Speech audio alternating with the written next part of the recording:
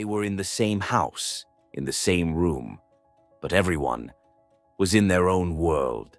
They weren't talking, because sometimes silence means there's a lot left unsaid.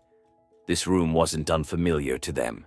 Sleepless nights, unfinished plans, postponed decisions, all of it had passed through these walls. Life wasn't bad, but it wasn't moving forward either. Something was missing, and no one could clearly say what it was. Phones were being scrolled, screens were changing, but the feeling stayed the same. Sometimes you realize you've been living the same day over and over again, and in that moment, you understand the problem isn't out there. It's in here. Nothing here was accidental. Half-eaten snacks on the table, notes written but never finished. Things started, then left where they were. No one bothered to clean up, not because they were lazy, but because they didn't know what they were cleaning up for. Time was passing, days were moving forward, but something inside the room felt completely still. This wasn't a break, it wasn't rest, it was waiting. After that day, nothing changed all at once. They still woke up in the same room, checked the same phones, went through the same routines. But now there was something in the background. Small searches, late-night videos, maps opened and quickly closed. Someone started saving money. Not seriously, just carefully. Someone else checked flight prices without telling anyone, then checked them again the next day. They talked about normal things, work, bills, food, but every conversation somehow came back to the same place. Not today, not tomorrow, but soon. After a while, life went back to normal. Exams ended, deadlines passed. Everyone had something to finish before the break started. Days were busy. Not exciting, just busy. They talked about classes, about work, about money. At night, they sat in the same room doing different things. Sometimes someone mentioned a place they wanted to see.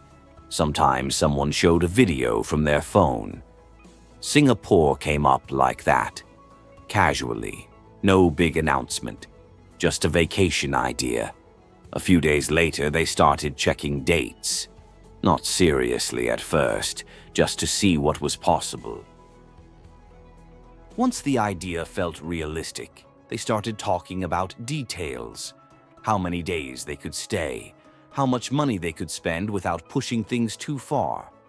One of them made a simple list. Flights, accommodation, daily expenses. Nothing fancy, just numbers. They compared prices, checked different dates, closed the tab, opened it again the next day. At home, small changes started to happen. A suitcase came out from under the bed. Old clothes were sorted. Some things were left behind, not because they were packing yet, just to see what they already had. It still felt like a plan, not a commitment. At some point, they stopped going back and forth.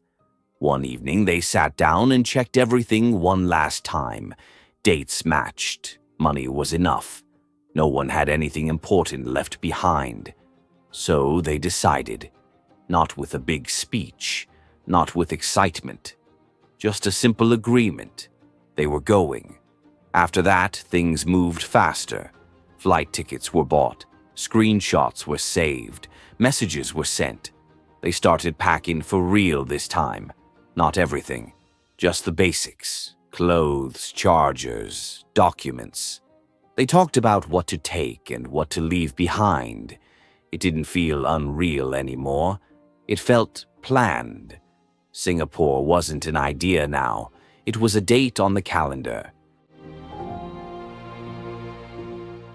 The last few days went by quickly.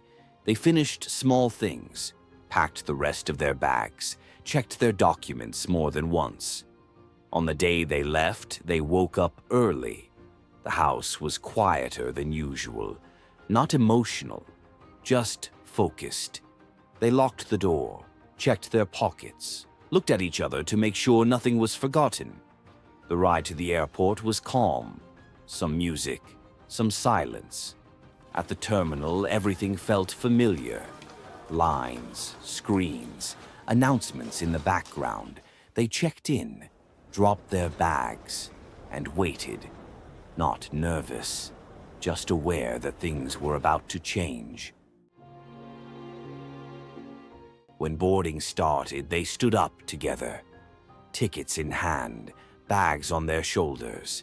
They walked through the terminal without rushing. At the gate, they waited their turn. People around them were going to different places for different reasons. They checked their boarding passes, showed their documents, and moved forward. No speeches, no dramatic moments. Just a quiet step toward something new. The plane was waiting.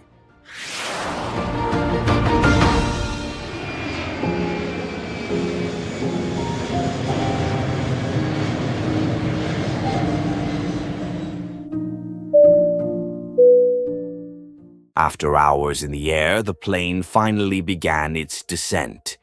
From the window, the city looked different, clean, organized, almost unreal.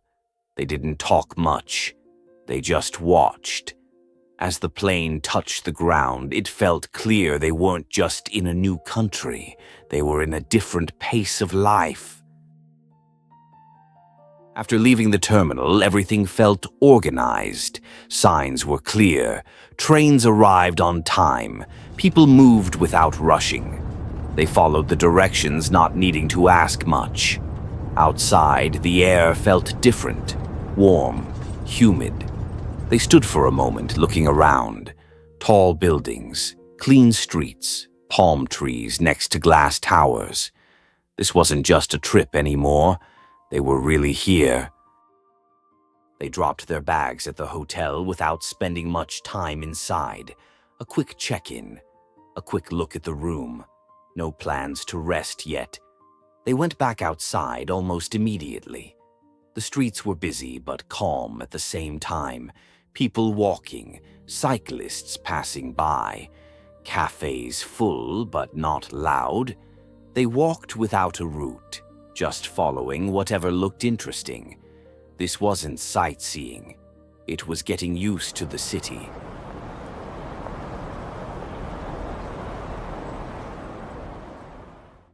By the time they realized they were hungry, it was already getting dark. They didn't look for anything special, just somewhere simple, local. Menus looked different, prices too.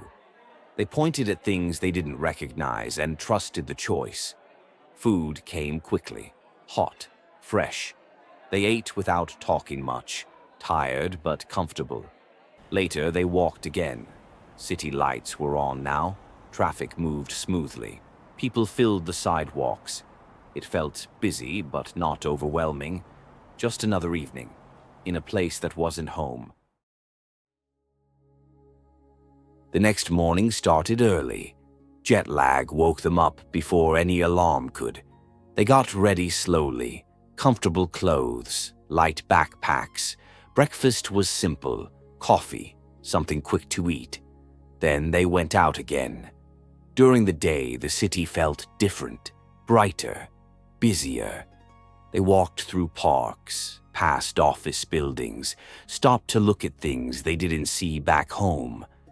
Nothing rushed, nothing planned, just moving through the city like they belonged there for the day. The last days passed quietly. They did the same things again, walked the same streets, sat in the same places. But this time, everything felt temporary. They talked more about home, about what they would do after they got back. Singapore had done its part. It cleared their heads.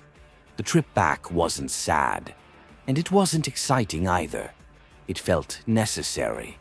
At the airport, they moved faster this time. Check-in, security, waiting at the gate. Different thoughts, same direction. The real journey was about to begin somewhere else.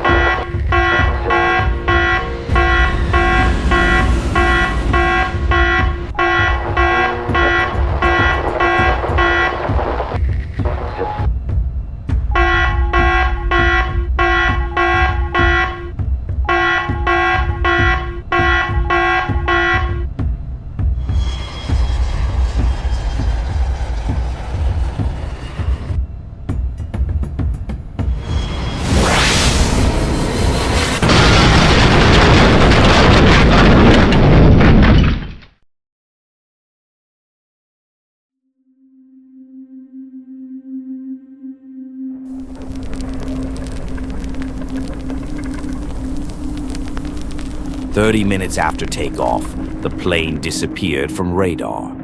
Inside the cabin, nothing felt wrong at first. Seatbelt signs stayed on. The engines sounded normal. Then small things started to change. Lights flickered, screens went dark, announcements stopped halfway through sentences. The crew stayed calm. So did most of the passengers. 3 hours later, over the ocean, the failure spread. Not suddenly, gradually. The pilots didn't turn back. They pushed forward. There was land ahead. An island. They aimed for it. The landing wasn't smooth, but it wasn't free fall either. When everything stopped, out of 115 people, only 25 were still alive.